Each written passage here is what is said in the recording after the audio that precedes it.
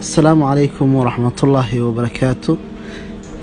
كسو دوادو لليال مرعد التكنولوجيس ويل دانيرا ayaa u dhacay maskaxda kombiyuutarada shirkadda Apple asagoo rajeynaya in uu shaqo ka helo shirkadda.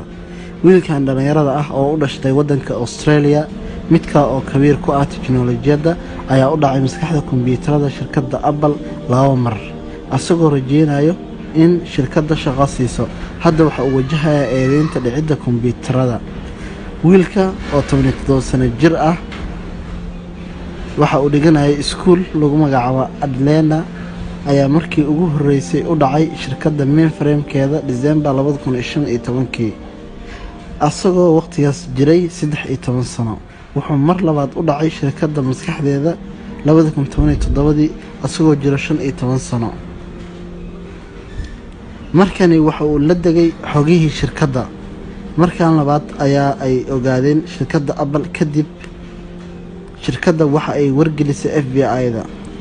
kadib FBI-da ayaa la xiriirtay booliiska Australia.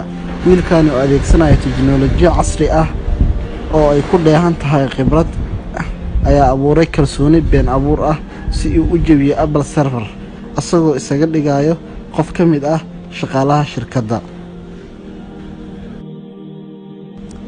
waxaan doonayaa inaan yar fikrad iga siiyo waxa lagu magacaabo hacking ama hackers. hacking waa u dhicid system computer iyadoo la dhaafayo wax kasta oo ilaaliyo. computer hacking waxay noqon kartaa mid lagula og yahay marka aad sameynayso si loo baaro systemka inuu leeyahay wax dulduleelo ah. sidoo kale waxay noqon kartaa mid aan lagula ogeyn.